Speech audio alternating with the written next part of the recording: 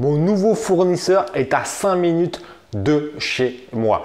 Reste jusqu'à la fin de la vidéo car je vais te raconter cette histoire qui va te permettre de trouver des solutions pour éviter d'aller chercher des fournisseurs à l'autre bout du monde. En effet, je sais très bien que c'est pas facile de trouver un fournisseur puisque la plupart sont à l'autre bout du monde, ils sont en Asie et pour beaucoup de gens, c'est assez compliqué d'aller les contacter, d'aller négocier avec eux. Après, il y a le barrière de la langue parce qu'en France, on ne parle pas très bien anglais. Ensuite, on ne sait pas trop, on a peur de se faire niquer parce qu'on a un petit peu peur des Chinois. Et après, il faut importer des produits, on ne sait pas trop. Puis des fois, ça reste assez coûteux. On est un peu en galère, quoi. En gros, on va simplifier la chose, c'est la merde. Donc, on ne sait pas trop. Mais en fait, il y a des fois une solution qui est très très simple, c'est de trouver un fournisseur à côté de chez soi. Alors tu vas me dire, ouais, t'es sérieux, des fournisseurs, comment on fait pour trouver des fournisseurs? Et en fait, je vais te raconter l'histoire qui m'est arrivée il y a quelques jours. Donc avec Kigro, alors je sais que je parle souvent d'Kigro, mais bon, je m'en sers tous les jours. J'étais sur un de mes produits et je tombe sur des mots-clés qui sont en relation et un boulevard. Ce que j'appelle un boulevard, c'est-à-dire, je ne sais pas combien de mots-clés avec personne. C'est-à-dire que là, il y avait 10 résultats sur Amazon. Je fais, c'est quoi ce délire et tout? Alors, c'est un truc que je ne connaissais pas vraiment. Donc là, regarde un peu le déroulement. Déjà, ça va vachement te servir parce que ça va beaucoup t'aider pour trouver des idées produits et surtout comment créer de la valeur et comment créer un storytelling derrière ton business. Donc écoute bien cette histoire parce que c'est une histoire vraie et c'est un truc de ouf. Donc là, c'est la première fois que ça m'arrive de trouver un fournisseur aussi près. Donc je trouve les mots-clés, je me dis ok, donc c'est une problématique, donc quelqu'un a un problème, il va falloir trouver une solution.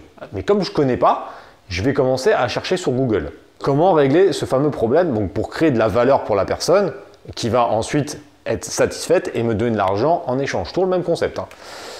Mais comme je ne connaissais pas, il faut se renseigner. Ça, c'est un élément qui est très important également, que je te donne en petite parenthèse. Quand tu ne connais pas forcément comment résoudre réellement le problème, essaye de chercher des informations. Moi, je ne savais pas, donc je suis allé sur Google et j'ai tapé ce mot-clé-là et j'ai cherché un petit peu comment je pouvais trouver une solution et comment je pouvais créer une offre. Parce que j'avais aucune idée. Donc, j'avais la problématique, mais je n'avais pas la solution. Donc, j'ai cherché et je suis tombé sur une piste, un truc qui n'est pas réellement que pour ce problème, mais qui était, on va dire, un remède pour plein d'autres trucs. Là, je me suis dit, ouais, ça, c'est pas mal. Donc, je commence à prendre cette requête-là maintenant, ce produit, et je vais commencer à regarder si ça répond réellement aux besoins que j'ai rencontrés sur Amazon. Et là, je cherche, et là, je m'aperçois qu'il y a beaucoup de gens qui l'utilisent et que ça marche bien. Je fais, ah, c'est cool et tout, donc je fais ce truc-là. Je peux détourner un petit peu son utilité principale parce qu'il y a une seconde utilité qui est beaucoup moins utilisée et qui va me permettre de répondre à cette problématique. Donc je commence à faire ça et je commence à chercher un fournisseur. Pareil, je tape fournisseur ou je ne sais plus ce que j'avais tapé, enfin j'avais tapé juste la requête et puis après soit fournisseur, soit comment trouver ou acheter en professionnel. Enfin, j'avais essayé plusieurs mots-clés. Et là, je tombe sur un mec, un fournisseur qui produit ce truc-là. Et là, je m'aperçois que le mec, il habite à 5 km de chez moi. Donc là, je me dis, mais c'est un truc de ouf parce que c'est super simple. C'est super simple. Donc, qu'est-ce que je fais? Je l'appelle et je lui explique que moi, je vends sur Amazon et que sa solution, ça peut résoudre une problématique. Donc, qu'est-ce que je fais? Je prends ma caisse et j'y vais. Donc, on discute. Donc là, c'est cool parce que là, tu es avec le producteur, tu vois un peu la qualité, truc bio, truc machin, truc nickel, quoi. Tous les certificats et le gars, il est à 5 km. Et là, je m'arrange et je lui dis, ouais, moi, ça m'intéresse et qu'est-ce qu'on peut faire? Et là, il me propose de vendre en marque blanche. Alors, si tu ne connais pas la marque blanche, si ça t'intéresse, je ferai une vidéo spécifique là-dessus parce que ça, c'est une solution qui peut être très, très intéressante. Donc, mets-moi en commentaire si tu veux que je fasse une vidéo sur la marque blanche ou la marque de distributeur de manière un peu plus globale. Mets-moi ça en commentaire. Et mets aussi un like aussi au passage à la vidéo. Donc, je commence à lui expliquer que j'aimerais bien revendre en marque blanche ses produits. Donc, en fait, pour faire simple, ces produits, lui, comme c'est le producteur, il va me faire ça dans un contenant, avec évidemment le contenu, mais la marque, ça va être la mienne. Ça veut dire que je vais prendre une de mes marques, parce que j'ai la chance d'en avoir plusieurs, et j'en ai une qui va très bien pour ce domaine-là, et de prendre cette marque-là, et hop, de faire tout ce qui est emballage avec ma marque. Et le mec me dit, mais ouais, il n'y a pas de souci, parce qu'il travaille avec d'autres très gros vendeurs, et donc il a l'habitude de faire ça. Donc il m'a dit, pas de souci, on fait une marque blanche, et c'est OK. Juste m'envoyer en PDF l'étiquette et après je me démerde. Donc en plus moi j'ai rien à faire, j'ai juste besoin de faire l'étiquette. Et qu'est-ce qui se passe ensuite? Il me dit, en plus, il y avait un franco qui n'était pas forcément énorme, d'être à 4 ou 500 euros. Moi, je fais une première commande sur une palette à 800 euros. Donc, je dis boum. Et hop, comme j'ai vu le produit, je n'ai pas besoin de le faire ramener ici pour une vérification. On l'envoie direct au stock Amazon. Donc, comme c'est une palette, en plus, c'est super simple et c'est lui qui paye, c'est franco de port, donc c'est lui qui paye les frais de port. Moi, j'ai juste à lui donner l'étiquette de l'expédition Amazon et il se démerdera, il mettra ça sur la palette. Évidemment, ça, je vais faire une vidéo spécifique sur les étiquettes dans pas longtemps, donc j'expliquerai un peu plus en détail tout ça. En gros, sur l'étiquette, il y avait déjà le code barre Amazon, donc moi, j'avais plus rien à faire. J'avais évidemment créé en parallèle le produit sur Amazon et c'est parti. Donc le produit, il arrive directement dans les stocks Amazon et moi, honnêtement, je l'ai eu, c'était les stocks qui étaient en 24 heures sur Amazon et je sais qu'en cas de rupture, ça peut être en 24 heures ici, donc c'est vraiment énorme. Quel est le but de cette vidéo en dehors de raconter ma vie? Déjà, je préférais raconter avec une histoire vraie pour te prouver que c'est possible. Voilà, 5 km, c'est vraiment abusif, mais même si c'est en France et que c'est pas dans ta région, c'est pas très grave. Mais je vais te donner évidemment du contenu et de la valeur dans la vidéo. Je ne vais pas juste raconter cette histoire. Je vais te donner 3 conseils pour trouver un fournisseur en France sur un élément où tu vas avoir de la barrière à l'entrée. Qu'est-ce que j'entends par barrière à l'entrée? C'est que tu vas trouver des produits qui vont être assez difficiles à vendre également par d'autres vendeurs. Bah oui, parce qu'on ne parle pas de produits génériques qu'on trouve au bout du monde. Là, on trouve des choses qui sont faites par certains producteurs avec un certain savoir-faire et ça va être très dur à copier parce qu'un autre vendeur devra aller voir ce fournisseur pour négocier aussi avec lui. Mais sauf que si tu es malin, et je vais t'expliquer après des petits conseils, tu peux ficeler un petit peu tout ça.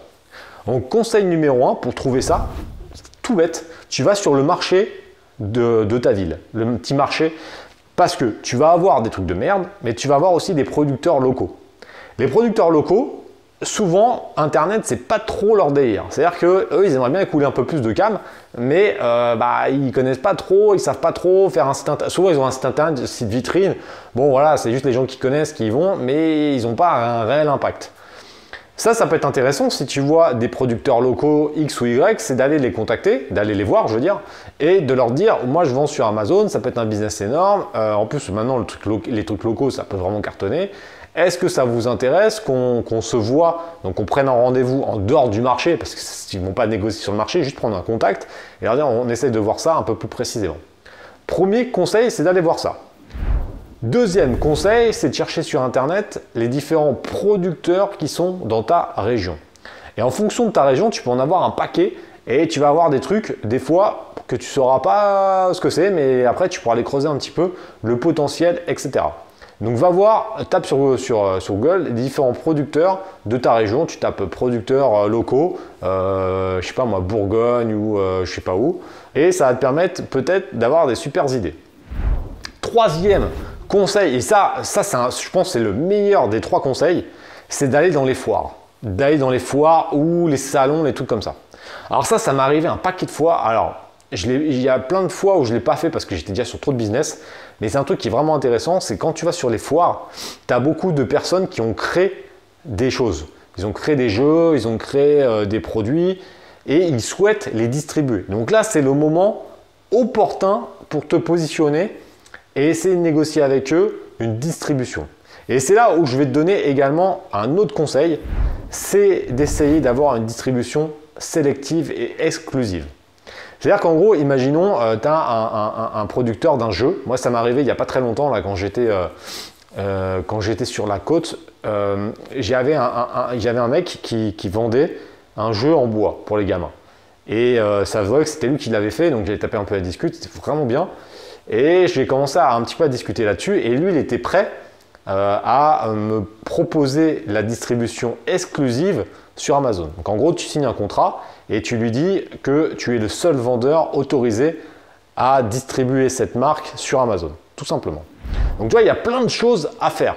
C'est-à-dire qu'il y a des énormes business à faire avec des producteurs locaux qui vont en plus te permettre d'avoir des barrières à l'entrée pour tous les vendeurs étrangers. Parce qu'honnêtement, les vendeurs étrangers, ils ne vont pas aller contacter ton producteur local. Donc du coup, ça te met des barrières à l'entrée énormes et tu peux créer un produit avec des marges qui sont très intéressantes. Moi, mon produit, là, j'ai des marges qui sont quand même très importantes, beaucoup plus que sur certains produits où je peux créer de la valeur, etc. Et là, j'ai apporté juste en fait une différenciation. Le produit en lui-même, j'ai utilisé le produit pour une autre utilité. Et j'ai tourné tout mon storytelling sur une autre utilité. Donc le packaging et tout est tourné sur une seule cible, alors que c'est un truc qui peut être utilisé pour des dizaines de remèdes différents. Donc voilà, franchement, c'est un truc à vraiment creuser parce qu'il y a un énorme business à faire. Donc tu en sais un petit peu plus là-dessus. Pense à me mettre un like à la vidéo, mettre en commentaire si tu as déjà fait cette technique ou ce que tu en penses et pense surtout à t'abonner à la chaîne YouTube, tu sais que c'est vraiment très important. On se retrouve prochainement dans la chaîne et je te dis à bientôt. Ciao!